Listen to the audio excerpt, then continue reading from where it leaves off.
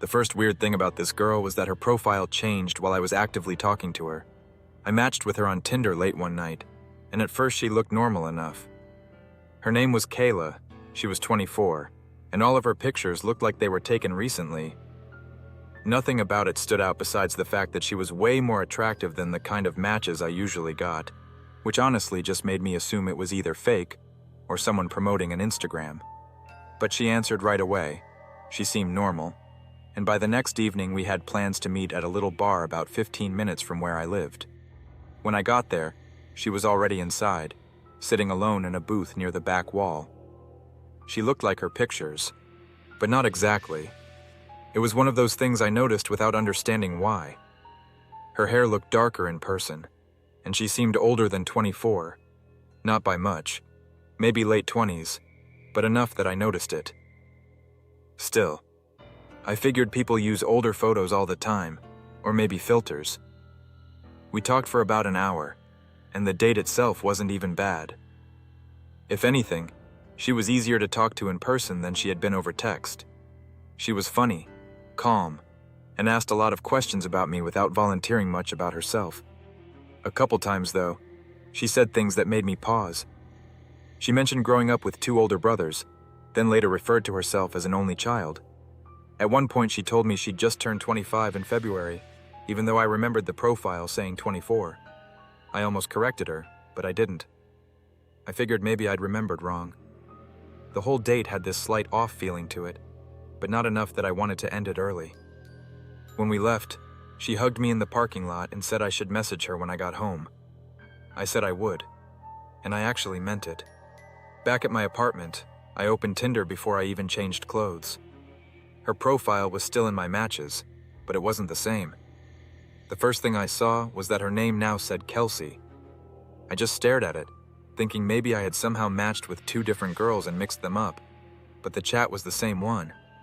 Same messages. Same joke she had made about bad opening lines. Only now the age said 27, and the first photo was one I hadn't seen before.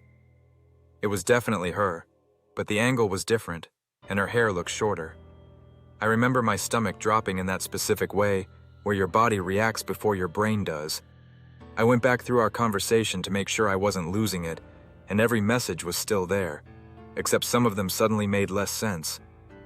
I had complimented a picture of her on a rooftop bar, and that photo wasn't in the profile anymore. Another message where she joked about being too young to know who that band was hit differently now that her age had changed. I refreshed the app a few times, closed it, reopened it, and each time something minor was different. Her job changed from dental assistant to leasing office. Her hometown changed from Murfreesboro to Franklin. Even her bio kept shrinking and reappearing in different versions. I sent her a message asking, "Did you just change your profile?" She replied almost immediately with, "What do you mean?" I told her name literally wasn't the same anymore. She didn't answer that part. Instead, she said, "You look different in person too." That message sat on my screen longer than I want to admit. I asked what that was supposed to mean, and she sent back, "I almost didn't recognize you." I remember reading that 3 or 4 times because it felt like one of those creepy lines people come up with after the fact to sound mysterious, except it didn't feel rehearsed. It felt casual, like she was confused more than anything. At that point, I opened her profile again, and this time the name was Lauren. Not Kelsey. Not Kayla. Lauren, age 26. Same eyes, same face, but every version looks slightly different, like someone describing the same person from memory instead of using actual photos. I screenshotted it, then refreshed again, and the screenshot no longer matched what was on my phone. I checked the timestamp and knew I wasn't mistaken. I started feeling genuinely sick then, like I had let someone into my night who I couldn't actually describe anymore. I could remember the date clearly, but every detail about her face was getting fuzzier the longer I stared at the screen. I unmatched her, deleted Tinder, and tried to forget about it. 2 days later, I was at a gas station near my apartment when I saw her standing by the ice machine. At least I think it was her. She looked in my direction and smiled like she recognized me, But what hit me was that I couldn't tell which version of her I was looking at. Older, younger, darker hair, lighter hair. I honestly couldn't lock onto a single face. I got back in my car without going inside. When I got home, I reinstalled Tinder out of pure panic and checked my matches. The conversation was back, even though I know I'd unmatched her. The profile had no name at all now, just one line in the bio that said, "There you are."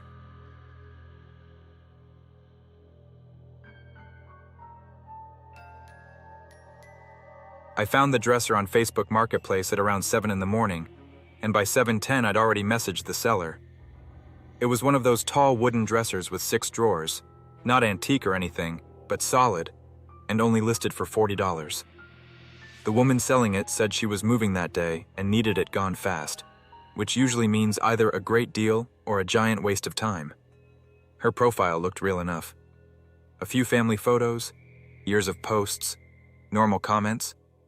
Nothing about it seemed fake. She gave me an address at an apartment complex about 20 minutes away and told me to come after 6 because she worked until then. She also kept repeating the same phrase in every message. Pickup only. That evening I borrowed my cousin's truck and drove over there. The apartment complex was older, the kind with cracked sidewalks, dim breezeways, and building numbers that were somehow both huge and impossible to see. I found the building she gave me, but when I got to the unit number, the door had a paper notice taped to it. It wasn't an eviction or anything official. It was just a plain sheet of printer paper with "vacant" written across it in black marker. I stood there for a second wondering if I had the wrong apartment, so I checked the message thread again. Same number, same building, same reminder underneath it. Pickup only. I knocked anyway, then texted her that I was outside. No answer. I waited maybe 2 minutes. Then an older woman from the next unit opened her door and asked if I needed help. I told her I was there to buy a dresser from the woman in this apartment. She looked at the door, then back at me and said, "Nobody's been in there for weeks." I thought maybe she was mistaken, so I showed her the marketplace listing, but the weird part was she didn't even glance at the phone. She just said more firmly this time, "She moved out, weeks ago." Then she shut her door like that should have been the end of it. I messaged the seller again, and this time she answered. All she wrote was, "Come in." I looked at the vacant unit door and texted back that I was literally standing outside and the place looked empty. She replied, "Wrong door." I checked the address again. Same unit, same building. Before I could type anything else, a guy walking up the stairs with groceries stopped and asked if I was looking for someone. I explained, and he gave me basically the same reaction as the woman had. He said the last tenant there was a younger woman who left in a hurry, and that maintenance had already emptied what was left behind. Then he added, almost as an afterthought, "You're not the first person who's come asking." That got my attention fast. I asked him what he meant, and he said over the last couple weeks, people kept showing up to buy random things. A TV, dining chairs, a mattress once, all listed from that same unit. He said management had already changed the locks because people kept trying the knob after getting messages from whoever was posting the listings. Right as he said that, my phone buzzed again. It was the seller. "Third floor," the message said. "End of hall. Hurry." No new unit number. No apology. Just that. The guy saw my face change and asked what she'd said. When I told him, he looked past me toward the upper walkway and got quiet. I should have left then, but by that point, it had crossed from mildly annoying into something I needed an explanation for. I went up the stairs to the 3rd floor and followed the walkway to the end. There was no unit at the end of the hall. Just a dead-end wall with one yellow bug light above it, and a boarded-up maintenance closet off to the side. I stood there listening to the buzzing light and the muffled sound of TVs from other apartments. Then my phone buzzed again. "I can see you," she wrote. I turned around immediately, expecting someone at a window or door, but the walkway behind me was empty. I started back toward the stairs when one of the apartment doors cracked open behind me. An older man stuck his head out and asked if I was looking for the woman with the furniture. That exact wording. I said yes, and he told me not to answer if she called.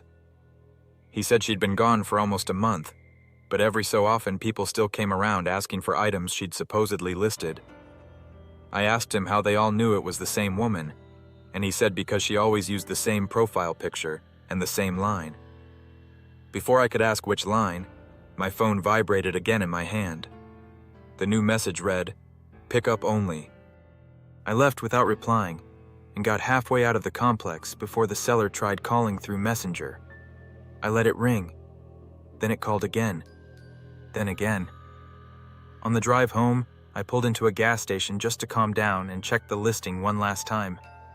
It was gone, but her seller profile was still there, active just minutes earlier. She had posted a new item, a full-length mirror for free. Same apartment complex, same building, same note in all caps, pickup only. What made me close the app for good was the reflection in the mirror photo. Whoever took it was standing close enough to be visible, but from the neck up, there was nothing there.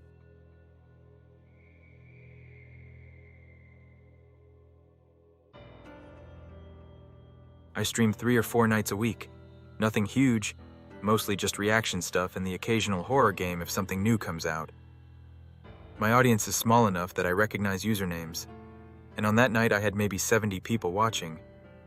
I remember the number because chat was moving slowly, which made it easy to see the first person type that my stream had restarted. I thought they meant lag or buffering, because everything on my end looked fine. I was standing in my usual setup, back to the wall, ring light on, shelves behind me, talking about a clip one of my viewers had sent in. Then 3 different people typed the same thing within seconds. "Why did you start over?" I laughed it off at first and asked what they meant. Someone said the stream had cut out and come back from the beginning, except not exactly the beginning. Another person said when it came back, I was standing farther away from the camera than I had been before. That didn't make sense, because I hadn't moved. I was literally looking at myself on the monitor while reading chat. Same angle, same frame, same room. I even held both hands up and joked that I hadn't teleported. People started spamming that I was out of sync, that my voice didn't match my mouth for a second. Then one guy typed, "No, seriously, you were closer before." About a minute later, the stream cut to black on my preview screen, and the live dashboard flashed like it was reconnecting. It only lasted maybe 2 seconds. When the picture came back, I saw myself standing on the monitor exactly where chat had said I'd been before, farther from the desk, closer to the back wall. The problem was, in real life, I was still at the desk. I could feel the edge of it against my leg. The version of me on the stream looked tense too, like I'd been interrupted mid-sentence. Chat exploded instantly. People were saying it restarted again. A few of them were quoting words I hadn't said, at least not in that moment. I started checking everything at once. OBS, internet connection, camera cable, CPU usage, anything that would explain it while trying not to look rattled. Then I heard my own voice through the monitor speakers say, "Did you hear that?" I hadn't just said that. The streamed version of me turned his head toward the hallway outside my room and went still. My actual hallway was dark and empty. Chat was losing it now, sending caps messages asking if I had someone in the house. I muted my monitor audio and replayed the last few seconds in my head, because I knew for a fact I hadn't said anything about hearing something. The stream cut out again. Same black flash, same reconnect symbol.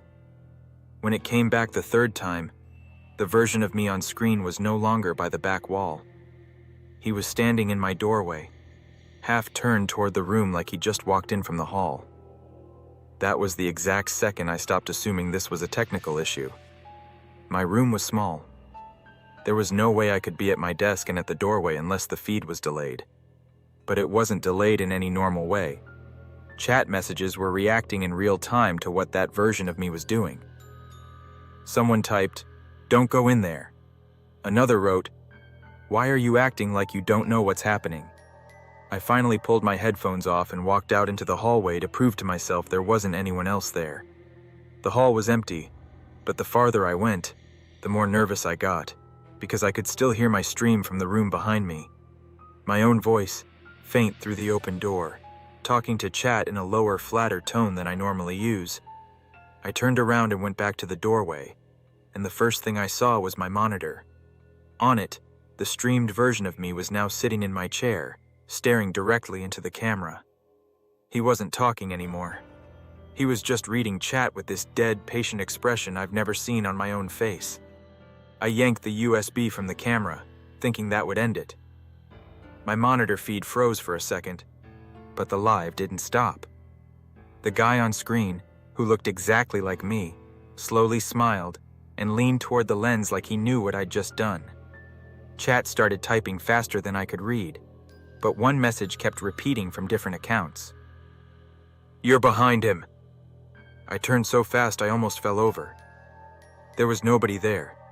Just the hallway, the dark kitchen beyond it, and the sound of my PC fans. Then from the monitor speakers, even though I'd muted them earlier, I heard my own voice say, very clearly, "Don't turn around again." I ended the stream by killing power to the entire setup at the wall. Not just the PC, everything. Ring light, monitor, camera, all of it. My room went dark, and I stood there with my phone flashlight on, feeling like an idiot and a kid at the same time. The next morning, I checked my channel expecting the video on demand to be corrupted or missing. It was still there, but shorter than the stream I remembered doing. The first restart was in the recording, so was the second, but there was no third reset and no version of me in the doorway. The video just ended with me sitting at the desk, staring off screen, listening to something chat couldn't hear. What got me was the final line I said before it cut. I have no memory of saying it, but it's my voice, and it's perfectly clear. It only restarts when I leave the frame.